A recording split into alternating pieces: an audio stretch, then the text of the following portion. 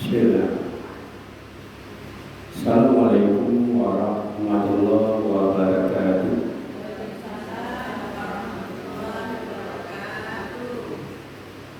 Alhamdulillahi rabbil alamin. Assalatu wassalamu ala asrofil anbiya wal mursalin wa ala alihi wa sahbihi ajma'in.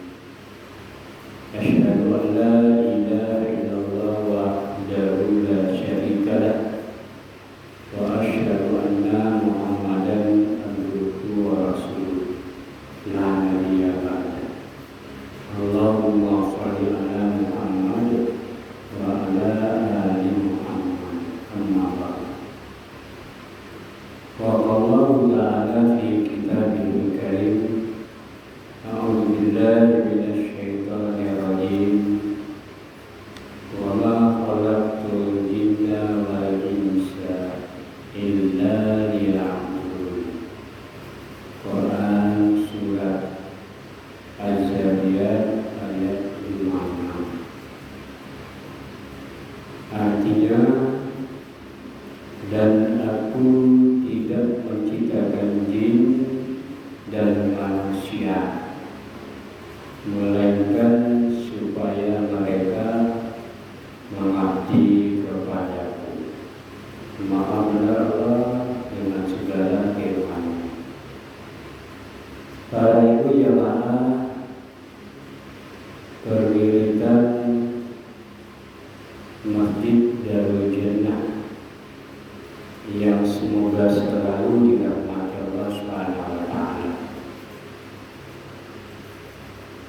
Setelah kita memuji Allah, bersyukur atas limpahan rahmat dan nikmatnya, kemudian berselawat serta salam kepada utusannya Rasulnya Muhammad sallallahu alaihi wasallam.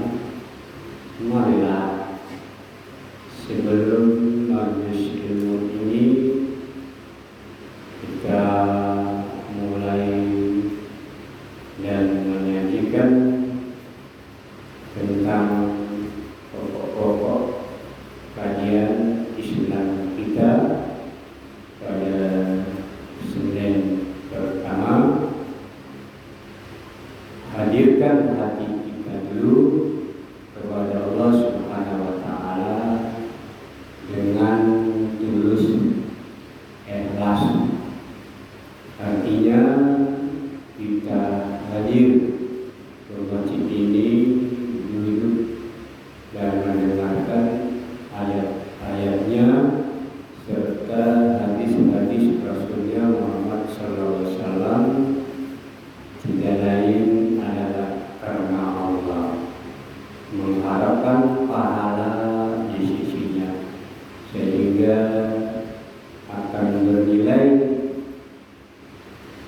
di hadapan Allah Subhanahu wa taala dan kelak di yaumul kiamat pada saat perhitungan amal yaumul hisab.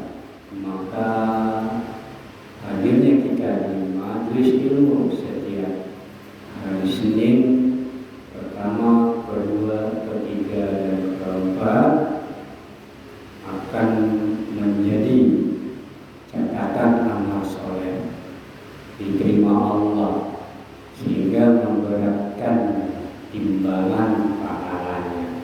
Dan inilah yang akan menentukan kita kelak di yaumul kiamat, ketika ditimbang amal kita, dosa dan pahala, ternyata pahala yang berat, maka kita dimasukkan oleh Allah Subhanahu wa taala ke dalam surganya. Allahumma amin.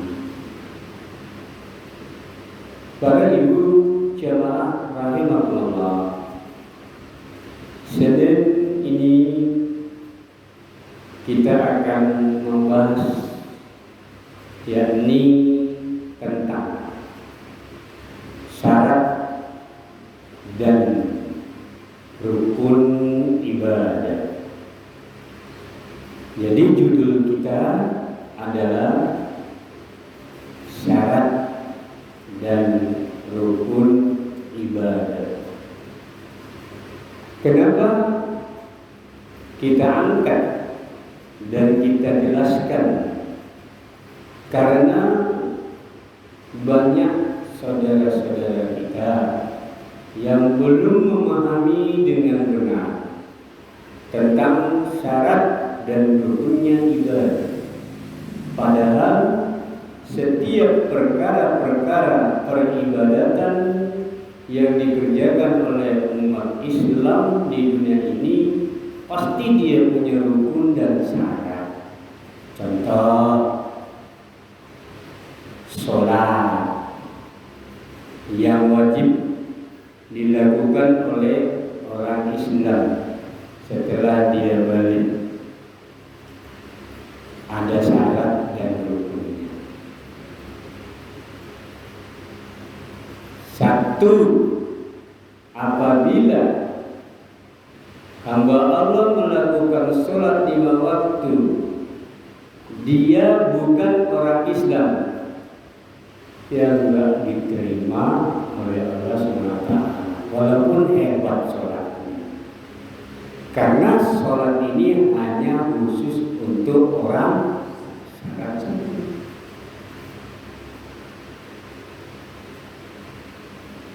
Kedua, dia harus balik. Yang belum balik, belum dibebankan oleh Allah wajib mengerjakan sholat 5 waktu. Anak-anak lalu, balita atau umur belum 11 tahun kalau wanita, rata-rata laki-laki mungkin 17 tahun atau 15 tahun belum balik. Dia sholat belum lagi dinilai oleh Allah. Ada lagi sholat zuhur, waktunya tak ditetapkan oleh Allah SWT melalui lisan Rasulnya SAW ketika matahari sudah bergeser, tergelincir, tidak tegak di atas kepala. Kalau bayang-bayang belum lagi miring, diukur dengan waktu, yakni jam sekarang 12.20. Dia kerjakan sholat zuhur jam setengah 12. Syaratnya belum masuk waktu. Walaupun yang kerjakan orang Islam balik, ya, berakal, tapi dia kerjakan sholat itu belum masuk waktu, makanya jangan diterima walaupun hebat sholatnya sesuai dengan rukunnya, hebat dia sholatnya, tapi belum masuk waktu. Di dalam sholat itu sekalipun ada syarat dan rukunnya. Rukunnya sudah disepakati oleh para ulama tidak lebih dari 13 atau 14. Ibu udah hafal setiap saat selalu Ustaz nyinggung tentang rukun sholat. Mulai dari pertama, niat. Kalau orang gak niat, walaupun hebat melakukan sesuatu peribadatan, ya tetap tidak akan diterima Allah. Innamal a'malu binniyat. Kemarin berkorban, kalau tak pasang niat untuk mengharapkan ridho Allah, ikhlas, takkan diterima. Nah, kemudian rukun yang keduanya, berdiri tegak, yang mampu. Kalau dia sehat mampu berdiri tapi dia sholatnya tidak berdiri, duduk, dikatakan sama ulama tidak sah. Lalu yang ketiga baca Al-Fatihah, seterusnya ruku, kemudian bangun dari ruku iktidal, sujud, duduk antara dua sujud sampai terakhir yakni tasyahud, salam ke kanan, turun ke kirinya sunnah. Di dalam sholat aja ada rukun, apalagi di dalam pernyataan tidaklah kuciptakan jin dan manusia kecuali untuk beribadah kepada Allah. Makanya ulama telah menyusun, mengambil yakni syarat dan rukun ibadah melalui Al-Quran dan hadis-hadis Nabi. Kalau kita nggak tahu yang akar ini, yang dasar ini, maka khawatir ibadah semua yang kita lakukan tak diterima oleh Allah Subhanahu wa Ta'ala. Kan sia-sia, rugi. Sebelum kita masuk kepada syarat dan rukunnya ibadah, kita definisikan dululah arti ibadah. Ibadah itu artinya secara bahasa adalah tunduk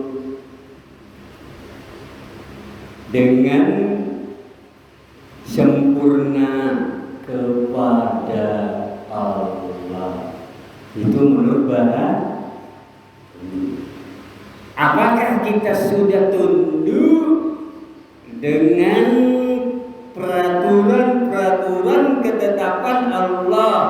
Itu secara bahasa. Kalau belum juga kita mau tunduk, secara bahasa saja belum lagi dapat kita miliki arti ibadah. Apalagi menurut istilah. Menurut istilah, kata salah satu ulama Ahlus Sunnah, Syekhul Islam Ibnu Taimiyah, apa kata beliau? Ibadah adalah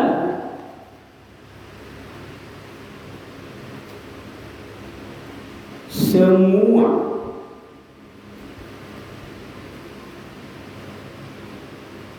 yang mencakup segala sesuatu yang dicintai Allah dan diridhoinya berupa ucapan dan perbuatan, baik yang nampak maupun yang tersembunyi. Nih, kalau kita sudah tahu makna arti ibadah istilah, apa yang kita lakukan itu ibadah semua rupanya ini. Tapi kalau kita tak tahu arti secara istilah, kita hanya tahu ibadah sholat, puasa, zakat, haji, kan itu aja. Rupanya kata Syekhul Islam Ibnu Taimiyah dikatakan yaitu ibadah istilah yang mencakup semua itu, ya, segala sesuatu yang dicintai Allah, diridhoi Dia, baik perkataan maupun perbuatan, yang nampak maupun yang tak nampak. Dari pengertian ini, makanya ibu nggak ada istilah kekurangan pahala, iya toh? Nggak akan ada kekurangan pahala. Semua perkataan, perbuatan yang dicintai Allah, yang diri Allah itu ibadah. Jadi kalau mau bernilai ibadah, perkataannya harus dicintai Allah, diridhoi Allah. Tapi kalau perkataannya malah dimurkai Allah, dibenci Allah, tak jadi ibadah. Perkataannya kotor terus, ya,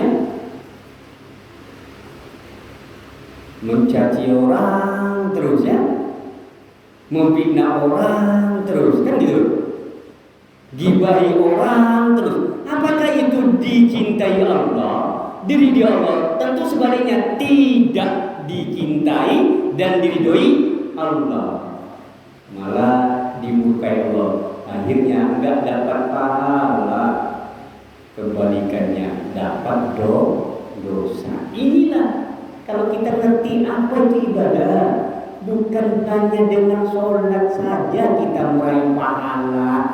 Dengan sholat saja belum tentu sangat untuk meraih pahala, apalagi ya dengan sholat. Dengan yang lainnya, dengan sholat itu sangat-sangat, yakni kita untuk meraih pahala sulit sekali, karena Rasulullah mengingatkan kepada umatnya dalam hadis yang hasan, ada 60 tahun orang sholat tapi satu pun tak diterima. Kenapa kata Rasul? Boleh jadi waktu dia sholat rukuknya sempurna, tapi sujudnya tak sempurna.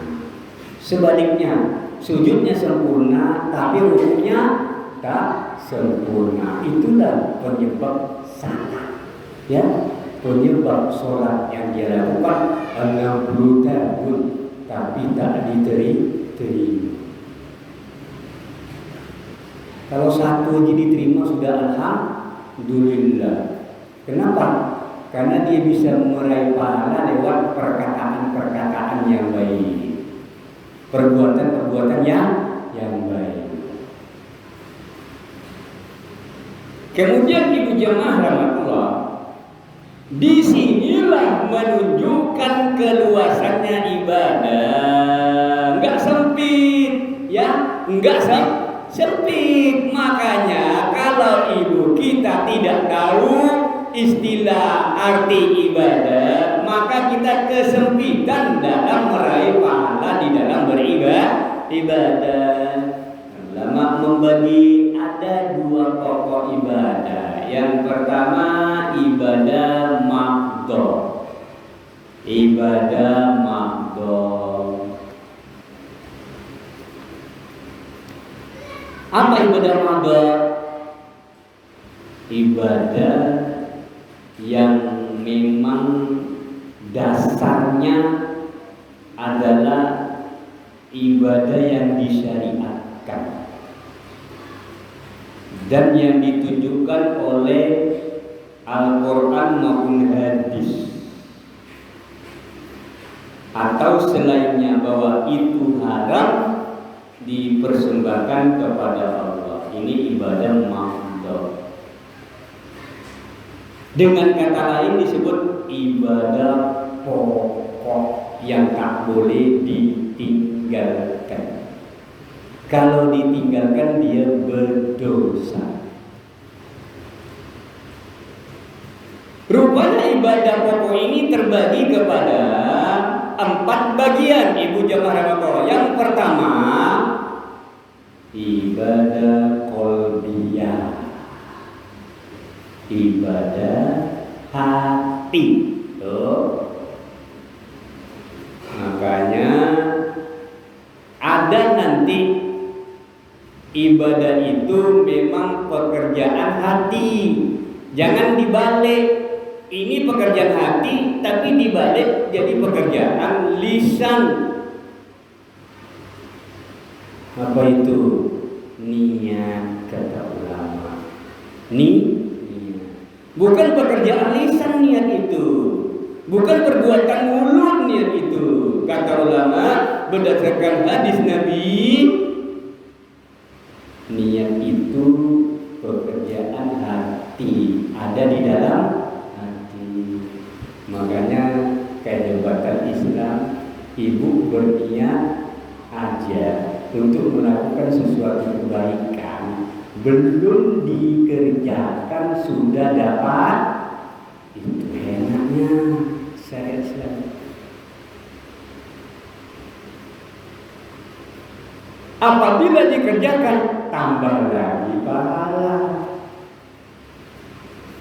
Sebaliknya, apabila mau mengerjakan yang maksiat, durhaka kepada Allah, maksiat, perbuatan jahat, mau dia niat melakukan maksiat, belum dicatat oleh Allah sebagai dosa. Itu hebatnya kan? Nikmatnya, adilnya, rahmatnya. Contoh, aku nanti jam 2 subuh mau curi, ya mau nyuri, niat dia dari jam 9 dia mau merampok rumah ibu Haja Fulana. Niat ini udah mantap, dipersiapkanlah ala-ala untuk mencongkel pintu dan sebagainya, pakai topeng dan sebagainya. Allah tidak meredoinya. Rupanya ketika itu dia belum sampai tujuan, hujan pun lebat, petir. Akhirnya dia pun takut balik ke rumah. Jadi tak jadi. Itu Allah niat berbuat maksiat belum dicatat, tak jadi lagi. Tambah lagi ya oleh Allah rahmatnya, dikasih lagi nilai kebaikan. Ini ibadah hati. Apa contoh-contoh yang tersurat dalam syariat ini? Yang pertama, ikhlas. Ikhlas ini di sini, bukan di mulut. Ikhlas ikhlas, tapi hatinya tuh. 2, berharap hanya kepada Allah. 3, tawakal. 4, syukur. 5, sabar. Banyak lagi. Itu amalan hati, gak terlihat oleh mata manusia. Hatinya yang melakukannya. Kemudian yang kedua, ibadah qauliyah, ibadah lisan, ibadah perkataan. Itu dia. Makanya kita diajarkan oleh Nabi, jangan berkata-kata yang jelek, yang buruk. Kalau nggak bisa, kata Nabi, diam. Itulah hebat. Kalau orang ngerti ibadah. Makanya Rasulullah bersabda, "Man kana yu'minu billahi wal yawmil akhir falyaqul khairan." Siapa yang beriman kepada Allah dan hari akhir. Hari akhir itu hari kesudahan setelah dunia ini, panah, hancur, kiamat, lalu ada hari pembalasan. Siapa yang beriman kepada itu, kata Allah, kata Rasulnya, berkata yang baik-baik. Kenapa? Kalau tidak berkata yang baik, nanti akan diminta pertanggungjawaban. Lalu kata Nabi, gak bisa berkata yang baik-baik itu auliyasmut. Jadi maka yu'minu billahi wal yawmil akhir falyaqul khairan aw liyasmut. Kalau tidak bisa berkata yang baik-baik, kalau kamu beriman kepada Allah, hendaklah kamu diam saja dapat ibadah. Tapi diamnya yang sesuai dengan tuntunan syariat. Bukan dia menghayal, melamun, angan-angan panjang, tulul amal. Itu dia.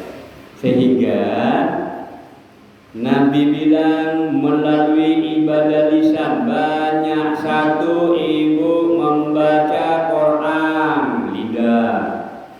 Berzikir kepada Allah. Zikir ada dua, mutlak dan muqayyad. Yang mutlak tidak terikat dengan waktu dan tempat. Zikir pagi dan petang.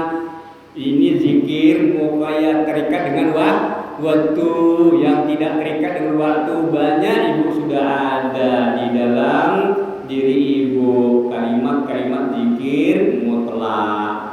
Kemudian bertasbih, bertahmid, bertahlil, kemudian istighfar. Ini semuanya adalah bentuk daripada ibadah lisan kalian. Yang ketiga ibadah fisik badan. Nah tadi sholat, semua anggota badan beribadah. Mulai dari dah pasang niat, dah saya mau sholat zuhur 4 rakaat. Karena apa? Bergerak anggota badan Allah, bergerak lidah Iftitah, bergerak lidah Al-Fatihah, bergerak badan anggota badan ruku, i'tidal, sujud, duduk antara dua sujud, sujud lagi, kemudian tahiyat akhir sholat rakaat, lalu ya salam. Itu ibadah fisik. Ada lagi ibadah fisik diantaranya puasa.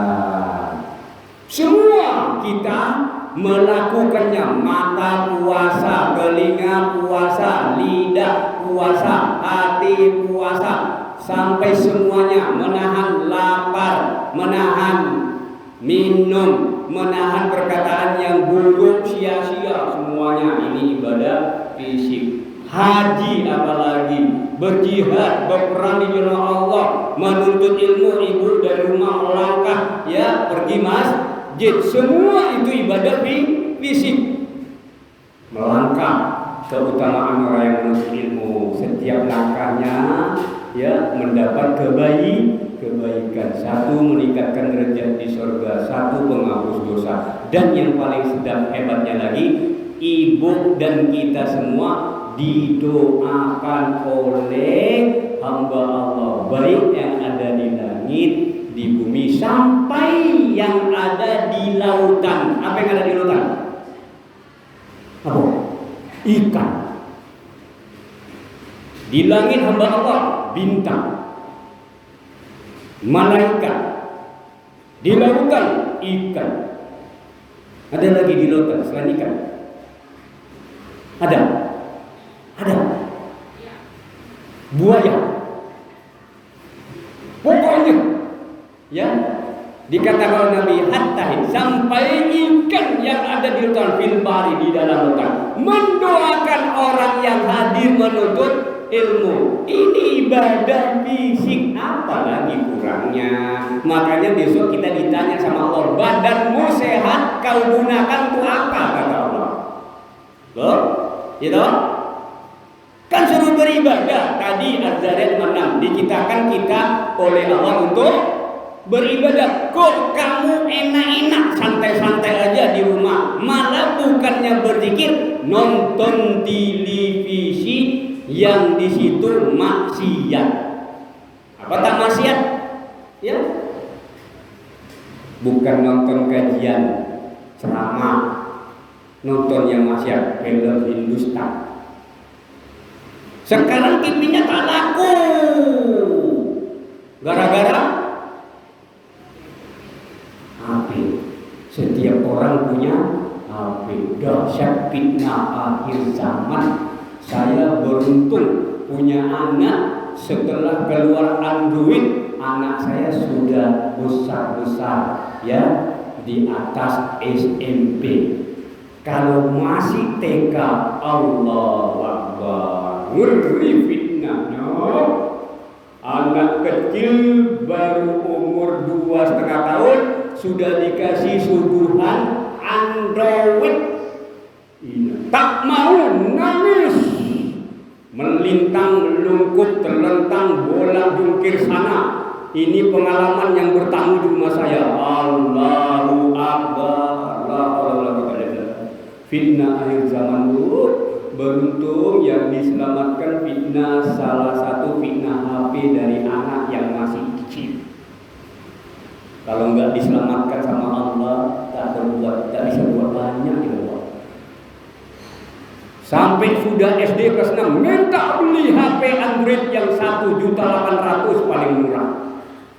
Masya Allah, setiap kepala keluarga punya HP Android. Masya Allah, fitnah akhir zaman, ujian dari Allah kepada hamba-hambanya. Kiamat semakin dekat, semua kebutuhan manusia tingkat tinggi dan tercapai. Nanti nggak ada lagi apa yang nggak ada lagi. Udah hebat teknologi canggih, akhirnya tinggal menunggu kiamat. Dan tak ada lagi. Dulu hitam putih televisi, warna televisi. Langsung sekarang ya Allah, HP. Bersyukurlah yang anaknya enggak ibu biasakan, ibu umpan, ibu suguhkan dengan HP pada saat dia belum bisa berbuat yang baik. Tahan tuh, minta kepada Allah. Bukan sayang anak kasih HP, enggak. Ya, dasar kalau saya pikir renung, alhamdulillah anak saya tak pernah minta HP. Sudah SMP pun tak minta HP. Oh ya. Kenapa? Karena orang tuanya memang tak mau HP ini. HP-nya HP yang ini ya. Kalau kalian pun ibu-ibu, HP yang ini aja. Tak suka saya repot dengan ini. Ini. Alhamdulillah saya tidak dikasih pinter main HP Android. Paling cuma WA aja kayak SMS ini. Ya Allah, orang itu buka ini bisa, nawarkan barang bisa, saya tak bisa. Padahal kalau ditawarkan barang banyak di rumah. Anak yang bisa, Masya Allah. Dahsyatnya fitnah. Terakhir ibadah harta. Yang Allah titipkan harta banyak, tuh jadikan dia nilai ibadah, bukan ngumpul-ngumpul harta, enggak diinfakkan, disedekahkan. Besok di akhirat malah celaka karena harta yang sudah dikasih Allah. Harta banyak, gunakan dia untuk beribadah, bukan untuk bermegah-megah, bermewah-mewah, berpamer-pamer. Tuh gara-gara pamer-pamer harta, akhirnya masuk penjara juga. Siapa pejabat-pejabat kok? Allah takdirkan dia jadi orang kaya, jadikan kekayaannya untuk beribadah. Kan gitu dia, supaya masuk surganya lewat harta. Sholatnya pas-pasan, setelah dihitung tekor nilai sholatnya, kan gitu. Dengan apa dia mau tutup? Harta banyak, sedekah, infak, kan terus saling menutup. Jadi ibadah harta ini sebenarnya kalau kita memang mau, yakni meraih surganya Allah, enak orang yang dititipkan Allah banyak harta. Masya Allah. Makanya ketika roh dicabut di dalam Quran surat Al-Munafikun ayat 9 dan 10, roh itu kepada Allah dia minta, ya Allah, jangan kau cabut dulu, sebentar saja aku mau sedekah dan menjadi orang soleh. Makanya kata Allah di ayat 9 itu, Allah ingatkan kepada hambanya yang dititipkan harta banyak. Ya ayyuhalladzina amanu la tulhikum amwalukum wala auladukum an dzikrillah. Wahai orang beriman, jangan kamu lalai karena harta dan anak dari mengingat Allah, beribadah kepada Allah. Di sesudah ayatnya, anfiqu mimma razaqnakum min qabli ayyatiya ahadakumul maut fayaqula rabbi laula akhartani ila ajalin Nafkahkan harta yang telah Allah berikan kepadamu sebagian, ya, dan sebagian sebelum kamu mati, kata Allah. Jadi wa amfiku mimma razaqnakum min qabli ya'tiya ahadakumul maut, sebelum seseorang kamu mati. Fa yaqul rabbi, baru dia berkata, laula akhartani, karena sekiranya jadilah ditunda sebentar. Kata siro, jangan cabut dulu, jangan cabut ya Allah, sebentar jadilah. Kata dia, apa? Fasaddaqa wa aku minasoleh. Aku mau sedekah, mau jadi orang soleh.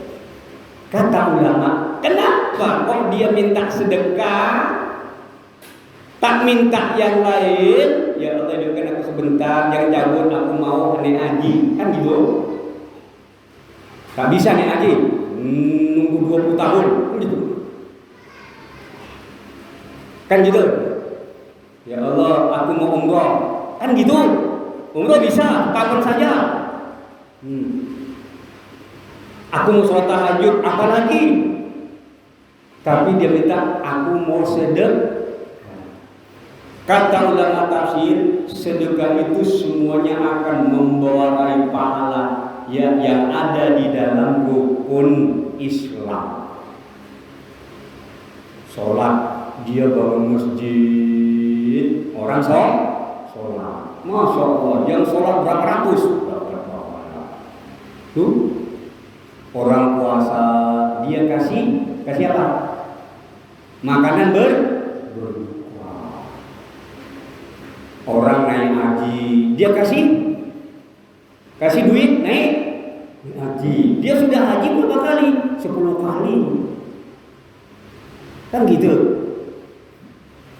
Zakat apalagi, semuanya. Rupanya itu kata ulama tafsir, sehingga dia, ya Allah, tunda sebentar hidupku ini, aku mau sedekah. Kalau perlu harta yang masih ada di rumahku, yang tak terhitung dengan jari, apalagi jari, tak terhitung dengan angka digital itu, tak terhitung kalkulator, aku mau sedekahkan semuanya.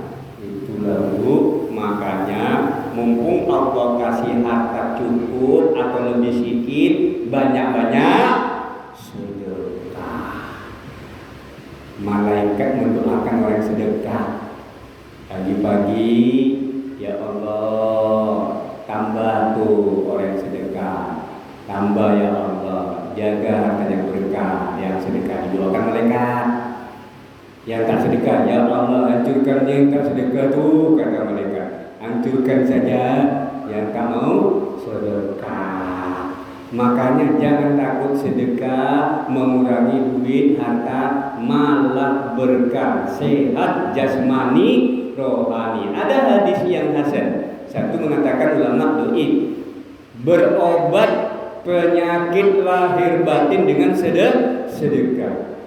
Dawu ala maratikum, obatlah penyakitmu dengan sedekah. Banyak terjadi Bu, kisah nyata orang yang rajin sedekah ternyata tanpa diduga-duga penyakitnya hilang.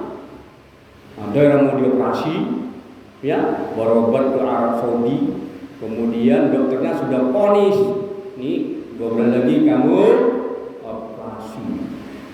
Lalu dia sedekah sama majikannya, pembantunya.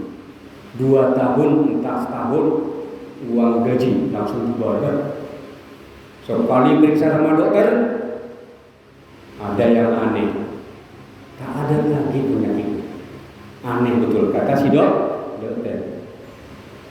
Dibaca dengan keajaiban misteri sedekah di buku. Lalu apa yang dibuatmu? Tidak ada lain Pak Dokter, aku cuma sedekah sama pembantu saya. Itulah penyebabnya. Penyakitmu diangkat oleh Allah. Padahal umur ganas mau dioperasi 2 bulan. Kalau tidak dia meninggal dunia. Perhitungan dokter. Hilang gitu saja Bu. Akibat sedekah yang ikhlasnya tadi. Itu alternatif jalan terakhir. Makanya dalam sabda Nabi tadi, sedekah ya sedekah. Lalu bersedekahlah untuk yakni mengobati penyakit ini jarang diketahui oleh orang yang beriman. Sampai ada riwayat, ada cerita, semua hartanya sudah habis disedekahkan, tinggal satu-satunya, barulah Allah angkat penyakit itu.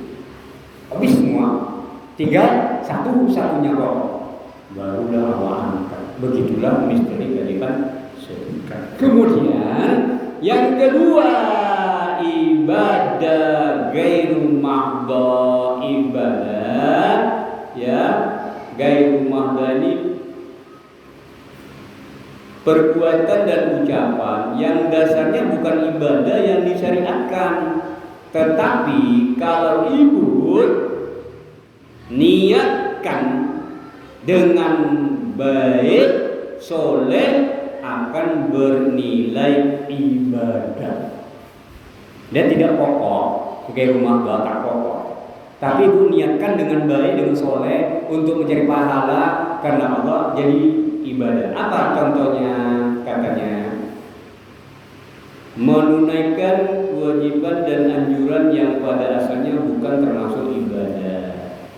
Contohnya memberikan nafkah kepada diri sendiri, istri dan anak-anak, membayar utang, nikah yang wajib atau yang dianjurkan, memberi utang sama orang. Ibu ini muamalah semuanya, muamalah, minjamkan uang, minjamkan sesuatu sama orang, ya. Memberi hadiah, ya. Sampai kepada menghormati tamu. Jadi diniatkan soleh untuk memberikan pahala kepada Allah, maka dia akan bernilai ibadah tadi yang dikatakan oleh syariat tadi. Sesungguhnya kamu ini ciptakan untuk beribadah. Jadi seorang muslim jika telah menunaikan kewajiban dan anjuran ini karena mengharapkan wajah Allah seperti yang di atas, maka dia dicatat oleh SWT bernilai ibadah. Lalu ya ke berikutnya tentang supaya ibadah kita diterima Allah SWT, satu, harus ikhlas. Yang kita sebut tadi, ibadah hati, ibadah lisan, ibadah badan, ibadah harta. Kalau tidak ikhlas, takkan diterima. Itu syarat pertama supaya ibadah diterima. Maka Allah berfirman dalam Quran surah Bayyinah 5, a'udzubillahi minasyaitonir rajim, wa ma umiru illa liya'budullaha mukhlishina lahu-d-din. Padahal mereka tidak disuruh kecuali supaya menyembah Allah dengan mengikhlaskan, memurnikan ketaatannya kepada Allah dalam menjalankan agama yang lurus. Syekh Siddiq Hasan Al-Husaini berkata, tidak ada perbedaan para ulama sedunia dari salaf maupun khalaf, dari dulu maupun sekarang sampai akhir zaman. Ulamanya ini syarat sahnya ibadah diterima, amal diterima Allah yang pertama adalah ikhlas. Tapi berat untuk ikhlas, berat.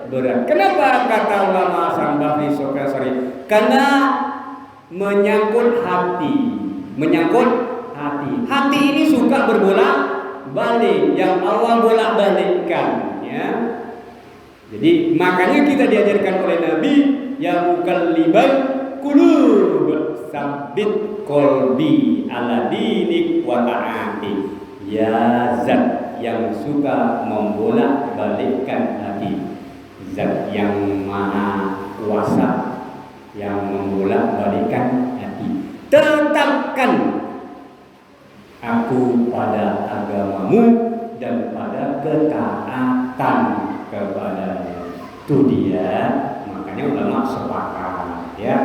Maka berdasarkan syarat di atas, ikhlas, siapa yang melakukan ibadah niatnya selain Allah, meniatkan karena selain Allah, seperti satu niat dia, maksud dan tujuan dia melakukan amal untuk dipuji orang lain. Tuh, untuk mendapatkan kebaikan dunia. Tuh. Kemudian menunaikan karena mengikuti orang lain, orang banyak, tanpa niatkan amal karena wajah Allah. Ibadah ini tidak akan diterima oleh Allah Subhanahu wa Ta'ala. Jika ia melakukan ibadah karena Allah, tapi niatnya itu ada campuran, ada campur, karena ada 4 tingkatan ikhlas, Bu. Nanti insya Allah bulan depan akan kita sajikan 4 tingkatan ikhlas yang harus kita ketahui. Tingkatan pertama, kedua, ketiga, keempat, itu nanti kita. Maka orang yang melakukan ibadah karena Allah tapi dicampuri niatnya ada rianya, ada pamrihnya, maka amalnya itu batal juga. Kata Syekh Abdullah bin, ya, kata Syekh Jibril. Tidak diketahui adanya perbedaan, kata beliau. Pendapat mengenai hal ini ya dari ulama terdahulu. Yang kedua, ibadah yang kita lakukan sesuai dengan syariat Allah. Contoh, ibu melakukan ibadah kurban 1 ekor kambing. Kata Nabi, jangan kasih kambing yang 4-nya cacat, buta, kurus, ya, kemudian pincang, lalu dapikunnya. Orang ini tidak akan diterima ibadah kurbannya. Mau memberikan kepada zat yang maha sempurna, tapi dia asal-asalan saja memberikannya. Padahal dia tahu kurban itu mendekatkan diri kepada Allah dengan pemotongan hewan kurban yang telah disyariatkan dengan tata cara tertentu. Makanya kita harus tahu sesuai dengan syariat. Apa itu? Ibadah yang kita lakukan harus tepat waktu dan tepat tata caranya. 2 itu kalau tidak akan diterima. Tadi sholat, dan masuk waktu baru sholat. Inna sholata kanat alal mu'minina kitaban mawquta. Sesungguhnya sholat itu menjadi kewajiban keharusan atas orang mukmin yang waktunya telah ditentukan. Ini contoh lagi ibadah yang dilakukan. Ibadah kurban yang kemarin, kata Nabi tidak diterima orang potong hewan kurbannya sebelum sholat Idul. Sebelum sholat Idul dipotong di rumahnya untuk kurban, tak diterima. Maka Nabi bilang, ulangi lagi. Makanya hewan potong kurbannya harus disembelih setelah selesai sholat Idul Adha. Kemudian ibu jamaah rahimakumullah, Allah pun berfirman, wa ma atakumur rasul fahuzuhu wa ma nahakum anhu fantahu. Apa yang diberikan oleh Rasul kepadamu maka terimalah, ambil, dan apa yang dilarang bagimu maka tinggalkanlah. Quran surah Al-Asr ayat 7. Jadi kita memang terlalu banyak pilih. Sudah dikasih Rasul ini masih pilih yang lain. Padahal Rasul tidak akan memberikan kepada umatnya kecuali yang dia mudah umatnya untuk mengamalkannya. Tapi dasar Allah ini ya mau menurutkan hawa nafsunya, sehingga apa yang Rasul berikan kepadanya tidak dia ambil dan dia terima. terima dan dia lakukan. Maka Rasulullah bersabda, orang yang beramal yang amalnya tidak sesuai dengan syariat Rasulnya ditolak. Qala Rasulullah SAW, man ahdatsa fi amrina hadza ma laisa minhu fahuwa raddun. Siapa yang mengada-ngada dalam perkara agama, siapa yang berbuat baru dalam perkara agama kami ini, kata Rasul, agama kami Islam, yang bukan berasal darinya, maka ia tertolak. Hadis riwayat Bukhari dan Muslim. Yang terakhir, hadis terakhir, man amila amalan laisa alaihi amruna fahuwa raddun. Siapa yang melakukan amal yang tidak kami perintahkan, maka ia tertolak. Inilah ibu jamaah rahmatullah, jelas sekali syarat kedua agar ibadah kita diterima Allah harus mengikuti syariat Allah yang Allah turunkan kepada Rasulnya Muhammad SAW, yang Muhammad SAW telah mengajarkan kepada umatnya, telah menyampaikan kepada umatnya. Tidak ada yang mereka, tidak ada yang Rasul sembunyikan, telah disampaikan semuanya. Maka inilah yang perlu kita ikuti. Laqad kana lakum fi Rasulillahi uswatun hasanah. Sungguh pada diri nabinya, Rasulnya Muhammad terdapat suri tauladan yang baik dalam kehidupan dunia ini untuk menyampaikan kita ke akhirat surganya Allah Subhanahu wa taala. Kemudian yang terakhir, rukun ibadah itu yang pertama cinta kepada Allah. Kemudian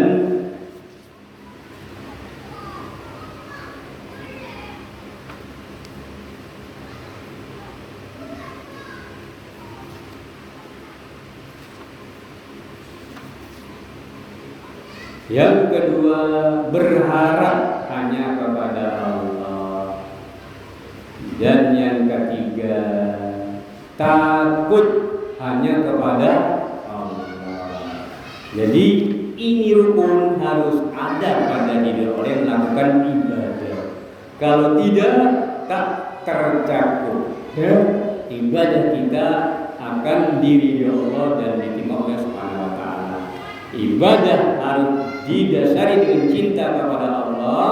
Ini akan kita temui di dalam ayat maupun hadis-hadis Nabi. Seperti Quran surat At-Taubah ayat 24. Di situ intinya, kalau kita lebih mencintai anak, istri sampai usaha kita di dunia perdagangan semua, lalu apa kata Allah? Mereka itu maka tunggulah sampai Allah mendatangkan keputusannya, dan Allah tidak memberi petunjuk kepada orang yang fasik. Kemudian lalu ada lagi, yakni Quran surat Ar-Ra'd, orang beriman itu hatinya menjadi tentram, tenang dengan mengingat Allah. Ingat hanya dengan mengingat Allah hati menjadi tentram. Dan dalam Quran lain surah Al-Baqarah, alladzina amanu asyaddu hubban lillah. Orang-orang beriman amat sangat mencintainya kepada Allah Subhanahu wa taala. Itu dasar rukun dia. Lalu yang keduanya, rasa takut kepada Allah. Dikatakan Allah dalam Quran surah Al-Imran, fala takhafuhum wa khafu in kuntum mu'minin. Karena itu jangan kamu takut kepada mereka, tetapi takutlah kepadaku jika kamu benar-benar orang yang beriman. Lalu di Al-Quran surah Al-Maidah, karena itu janganlah kamu takut kepada manusia, tetapi takutlah kepadaku, kata Allah SWT dalam surah Al-Maidah ayat 44. Yang terakhir, rukun ketiganya, harap hanya kepada Allah. Apa kata Allah SWT dalam Quran surah Al-A'raf ayat 56? Khaufan wa tama'an, dan berdoalah kepadanya dengan rasa takut tidak akan diterima dan harapan akan dikabulkan. Lalu Quran surah Zumar ayat 9 yang artinya, apakah kamu hai orang-orang musyrik yang lebih beruntung ataukah orang-orang beribadah di waktu malam dengan sujud dan berdiri sedangkan ia takut pada azab akhirat dan mengharapkan rahmat rohnya. Kemudian Ibnu Rahmatullah Quran surat Al-Baqarah ayat 218. Innal ladzina amanu wal ladzina hajaru wa jahadu fi sabilillah ulaika yarjuna rahmatan wallahu ghafurur rahim. Sesungguhnya orang beriman, orang yang berhijrah dan berjihad Allah, mereka telah mengharap rahmat Allah dan Allah Maha Pengampun lagi Maha Penyayang. Sampai di sini barangkali itulah yang dapat kita sampaikan kajian majelis ilmu kajian Islam ini yang bermajlis ilmu di Masjid Darul Jadid Kota Dumai. Semoga ibu yang mendengar mendapatkan manfaat dan berkah dari Allah. Ada pertanyaan? Tinggal beberapa menit. 5 menit lagi. Berapa?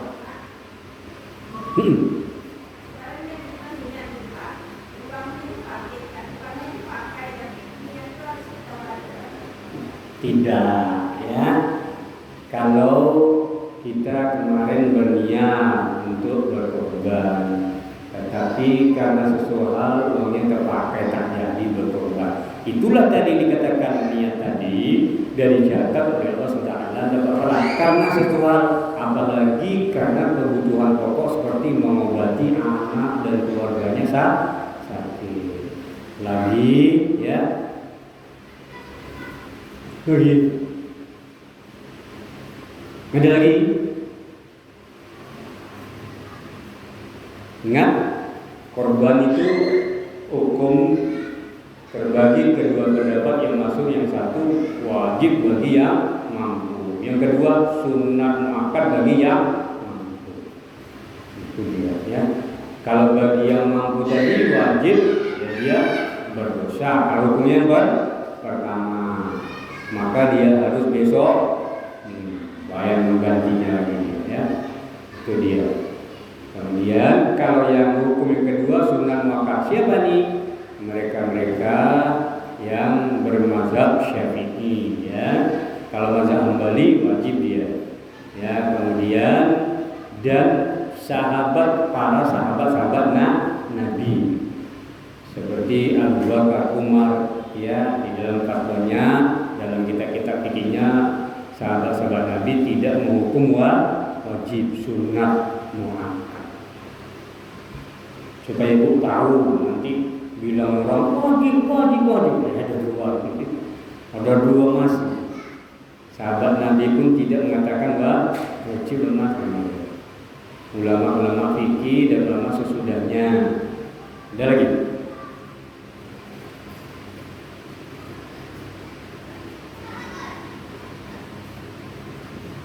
Tak ada? Dah, betul.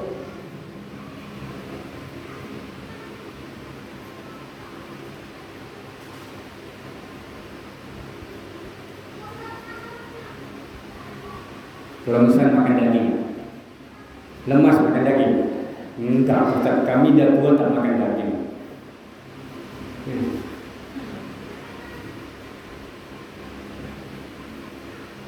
Ya kalau tidak ada kita tutup, ya.